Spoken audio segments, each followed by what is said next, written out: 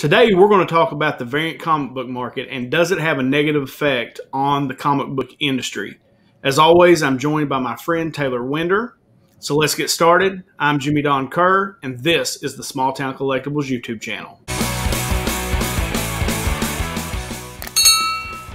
It is a SmallTown Collectibles YouTube channel, which means go follow me too. All my name's not down there because Jimmy always erases it. Go follow me at Taylor Winder on YouTube too, because Jimmy's getting all the views, and that's just not right. He's selfish like that. He's collecting them all. I am. I'm trying to collect the views. Then he makes these clickbaity video titles and stuff, and then gets 1,100 views and gets people like Franchise Kicks mad at him and stuff. He's doing his job. He's doing great at it. I'm trying to be provocative. And I am the least provocative person that you'll ever meet. Like, I'm the most boring person in the world. And like, I did the thumbnail. Like, I actually sent Taylor a message and said, "Have you canceled me because of my thumbnail?" And he said, "No, well, maybe a little." But you know, it almost like it was weird because I felt bad. You know, I was like, "Oh, that was a little bit too provocative." I hope the social justice warriors don't get mad at me. Well, the fact that you call everybody that disagrees with you a social justice warrior means maybe they might. Yeah. So, yeah, no, I did. I kind of felt bad after. So, Taylor, the topic this week is variant comics. And, you know, that kind of seems to be a hot topic in the comic book industry. And do variant comics have a negative impact on the overall hobby itself? So, and there's a bunch of different types of variants. You know, you've got your store and exclusive variants, places like Midtown Comics and that Spider-Man booth. You've got the ratio variants, which are like your 1 in 25s, your 1 in 100s, and then you've got your normal ABC covers that, you know, and if it's the Eternals, there's, you know, 75 variant covers. Then you've got your second and your third prints. So let's just kind of take each one of those and kind of go in order. So let's just kind of start with like the ABC covers. You know, on a normal comic book week, you know, you generally get an A, you get a B. Like, what do you think about those particular and their impact on the industry? Whatever. It's fine. A lot of all of this is going to be like old man yelling at the cloud. That Simpsons. Who's laughing now? You know, it's yes, collecting's different now, and yes, it's not going to probably go back to the way it was. But I don't think any of these are probably ruining the industry. I think there's plenty of other things that are ruining the industry. Sure. I don't know what the variant covers are going to be. Like the ratios are incentives just for stores to spend more, so they're taking a risk. And then everything. It's all a risk on the part of the retailer for the most part. And if people are buying them, sure. The secondary market is where people get like, "Oh, it's ruining the industry." I'm like, yeah, because you buy it for 30, then you try and sell it for 40 and realize it's only worth 10. It's like that's not ruining the industry. That's ruining your little side hustle. But but in general, it's just other stuff for people to collect, and it's a big wide world. The print runs are smaller than they were, thankfully, in the 90s. And it's like, oh, if you don't want one cover, you get the other cover, get the same content on the inside.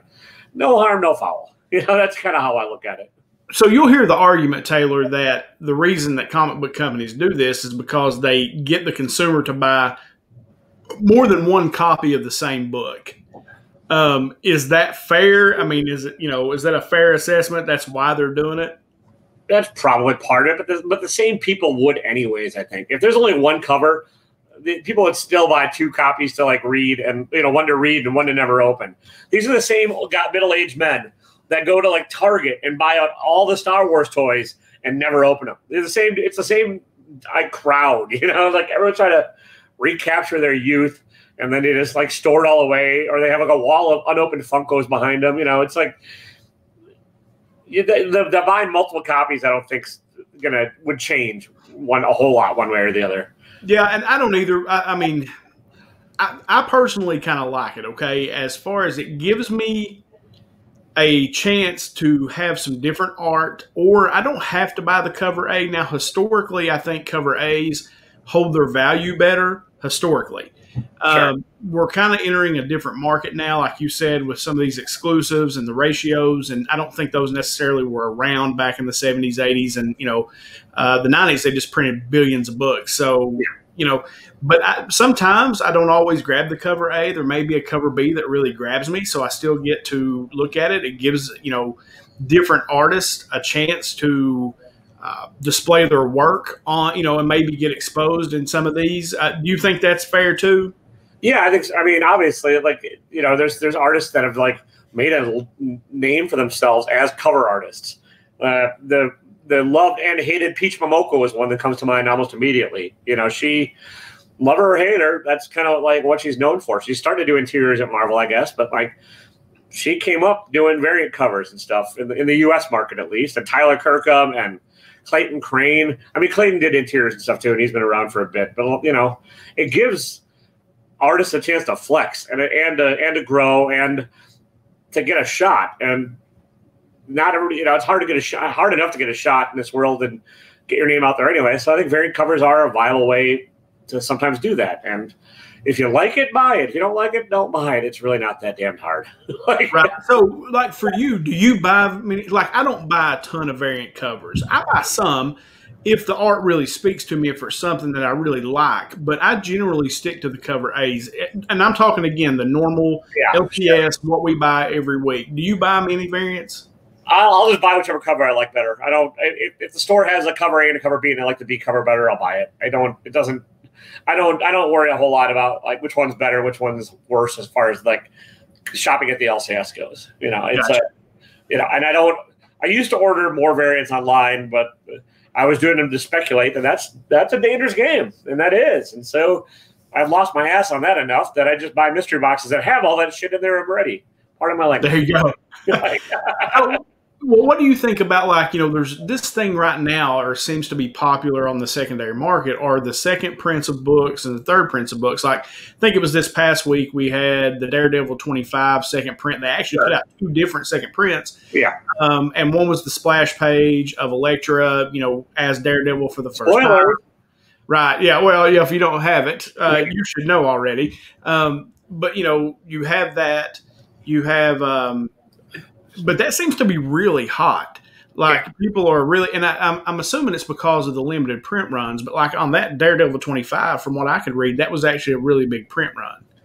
Yeah, and also that's at least a minor key of an issue. A lot of these variant covers go on books that aren't a key at all, and so those aren't going to hold their value. It's just not the way the market's working now. But the Daredevil, who knows? Because it depends on what Chip Zdarsky and the decides to do with that direction and how long Elektra's going to be Daredevil and stuff. And that if it's a 1 or 2 issue thing, no, then everyone's going to get burned on it. But if it's a longer story arc with some real quote unquote real comic book consequences, then it'll be fine. And then you'll But either way, just buy buy it if you like it. And I know I keep repeating that, but. Well, it's true, though. And one thing I heard you on your comic book, and this is kind of a side note. Sure. I heard you on your comic book review that you did the other day, and you were talking about Zdarsky and that Daredevil run, and I think maybe it was even a different book that he had written that maybe you were, I can't remember, but that you were talking. Yeah, Stillwater, I really like that he's doing right now. Stillwater. Yeah. And that Daredevil run for me right now is probably one of the best things going. Outside of course, everybody's loving Kate's on Venom and Thor, but that Zdarsky Daredevil run for me and that Stillwater book for me are phenomenal. I freaking love Chip Zdarsky right now. Yeah. Yeah, I think the Daredevil run's really underrated. And I think it was heavily ordered for a Daredevil book, but it's still probably not. Again, I don't know. I'm not an insider. I'm guessing the numbers are still nowhere near a Venom title or anything like that. So that's why people were scrambling and couldn't find the first print. So they're all hunting after the second print. And it's a way for comic book companies too to drum up their own interest. It's not. I mean, it's in their interest to keep things going and keep the hype built up themselves. So they're not altruistic in this. They know what they're doing. And then with the digital print runs, you don't have to print as many as one time. So it doesn't cost as much and there's no setting up presses and stuff it's a whole different demon in printing now than it was in the 90s and stuff too. So do you think that'll hold the second and third prints? Do you think that'll hold as far as those books increasing in value over time, or do you think that's just kind of a little bubble, something that's happening right now and then that'll go away? Will Bitcoin be worth money in a year? Who knows?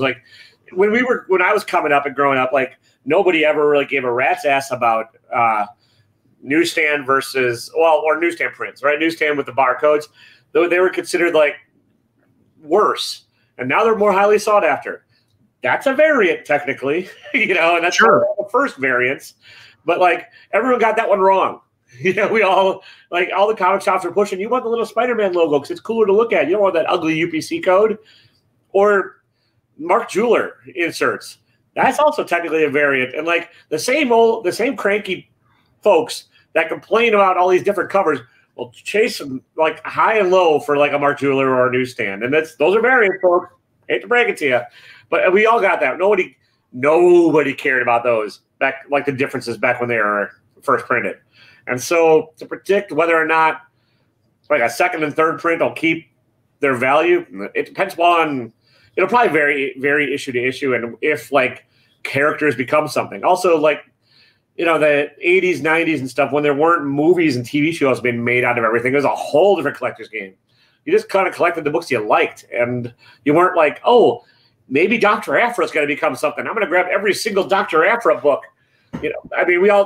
Everyone got their own collecting shit wrong too. I bet everybody that came up again or grew up in the era we did has about 8 billion copies of X-Men #1 or like the Death of Superman, and they're not worth the paper they're printed on for the most part. So to predict the future, we're all who knows, right? I was expecting flying cars by now, Right, absolutely, right. Jetsons time. So, So let's talk a little bit about the store or the exclusive variant. For example, that Spider-Man booth. There's another company I buy from, Comics Elite. There's different kinds all over the place. These companies that do that Spider-Man booth is probably the biggest or maybe the most well known is from a marketing standpoint, at least for me anyway. Sure. And when I interviewed JPG on 10 Questions, I actually asked him that question: do you think the variant market is a bubble? And I thought his answer was interesting and really probably right, because what he essentially said is, look, these print runs are so small. Are all of them going to be worth money? No, they're not all going to be worth money. They're like every other book. Not all of them are worth money, but there are some that are just stupid good. The art is just crazy good, and the print run's so small that they should hold and continue to rise. And he doesn't even feel like there's a bubble at all for that type of book. So what do you think? I love JPG. He and I, we've chatted a few times, but of course he's going to say that. Well, of course, yeah, it's his business. It's his business, and he probably doesn't concern himself a whole lot with the secondary market and resale past this, because like his business model now is a lot of variant covers and stuff and exclusives and that kind of stuff. So like, as long as it holds value until he can sell them and unload them. And I know he cares more than a lot of other folks in the industry that I've known. And I don't think he like wants books to tank or quote unquote going up and down in value. But again, if it's a key issue, if something happens in the interior, then I think that those store variant covers will be worth, hold value. But like, if it's a random issue, probably not. Right. No, I thought, and you're right, because he's going to answer that question one way, because like you said, he's trying to sell these exclusives that he's putting out. He's trying to sell out of them. There's a few that I've seen come through them that actually do have quite a bit of value. But like you said, they're generally important books that something big happened on the inside. So, Taylor, let's kind of finish this up with our general thoughts on variants and what they mean to the comic book industry. Are they hurting the comic book industry, or how you feel about them yourself? I think they can be fun, and I don't think what's hurting the comic book industry is like people buying 40 copies of them expecting this to turn around and triple their money. Right. That's not the same thing as variant cover. That's just the speculators are hurting the industry more than anything else. and they're speculating on the variant covers, but that's not the same. That's not the same thing in my head as saying variant covers are evil. So if you like them, buy them. If you want, if you want to turn around and sell a few, buy like 2 copies and sell one and keep one. But if you're doing more than that, then you know what you're getting into, and it's all your own damn fault. So well, and this what you found a topic that Taylor and I actually agree on, because what Taylor just said is really kind of how I feel too. If you like it, buy it. I'm not the biggest variant cover purchaser out there. I generally, because I look at everything as an investment play, Taylor, how is it going to hold? That's just who I am. And so I generally pick up cover A's because I think long term if they have real value, that's where the value is going to be. But I really enjoy the art on a lot of the variant covers, especially the exclusives. There's just some sick covers out there that are really, really good that you've seen come through that Spider-Man booth and some of these other places that do those. And I'm like you, buy what you like, man. And JPG actually said it in the interview. When it comes to collecting, buy what you like. If you buy what you like, then you'll never go wrong a day in your life when it comes to collecting. Yeah. I mean, sure. Like, just the newest hot book is that Star Wars, probably the High Republic. Marvel knew it was going to be hot. Everyone knew it. At this point, the retailers did too. So they all ordered a boatload of them. And because there's like a couple first appearances, we'll see. I mean, but like, you know, if you bought 40 of them, good luck to you. Right. Well, I will never, like, I'm one of those guys, I will never buy that many. I might pick up a couple. Yeah. If I think, just in case, but that's like buying like a share of a stock, you know, like, right. Yeah. If it triples in value, booyah. If not, who cares? Right. Yeah. No. So I enjoyed that, Taylor. Like, you know, as far as that's a topic you hear a lot about, our variant covers, some people hate them. And I think you're right, though. The people who really hate them are the people in the secondary market who bought 40 and got stuck with them. Yeah. Oh, that's your own damn fault for being stupid. Or they send every book in to get graded and, like, you know, oh, it's worth $400 when I sent it in. By the time I got it back from CGC, which that's another topic. We can talk about whether or not CGC is good or bad. But, you know, it's only worth $100. I'm like, well. Yeah, welcome to the weird stock market world of comic books right now. That's right. That's right. So, guys, let Taylor and I know in the comments what you think about this topic. You know, do you agree with us? Do you disagree with us? What are your points? That's been one of the best things, Taylor, about this doing this series is a lot of the comments. Like the last one we did with the Punisher, there were a lot of really thoughtful comments in that, and I was glad because I was afraid it was going to be a wreck with comments, but there was a lot of thoughtful comments in that. The first one we did with Franchise Kicks and that Spider-Man booth, a lot of thoughtful comments in there. So definitely let us know below. And we do this on my channel, right? So go over to Taylor's. If you are not subscribed to my boy Taylor Winder, you need to go over there because, and I say this because he's on here and I want him to like me. If we were off camera, I would tell you something completely different. Yeah, that's a different demon. Right. That's a totally other thing. Yeah. But no, go over, subscribe to his channel. He does a lot of cool stuff, comic book unboxings. His comic book reviews are cool. They're different than what you see out there. Taylor has a way of describing things that is different than other people that are out there doing reviews. And so I definitely go check that out because I have taken a lot of Taylor's recommendations on books and went and picked those up because I like to read. And I found some books that I wouldn't have otherwise picked up. And so definitely go check that out. He's got TaylorWinder.com. He's got a shirt on right now. It says #rigged. You can pick that up on his website. His art book, he's got a couple of new shirts, Evil Doer. I love that one. I wear that one today, but I'm always on the side of righteousess. So. Right. So, but no, go check Taylor's stuff out. And then, of course, on my channel, make sure you sub up if you're not already. Hit the notification bell. Go in the comments. You'll see my eBay store, my Macari store, the playlist I got set up, the 10 questions interviews I've been doing. Those drop Thursday mornings, right? Those drop on Thursdays. And so every Thursday morning, go check that out. There's a playlist there. The one that I've got coming this week, Taylor, is Rockin' Robbie Billups. Oh, nice. That should be an interesting one. Yeah, it's a good one because, you know, he talks about a good comic book review. Yeah. And then I asked him the question that I wanted to know was why people hate Superman so bad. Because, like, I love Superman. Yeah. And I was like, you know, and I thought everybody loved Superman. I thought he was just like, you know, Superman.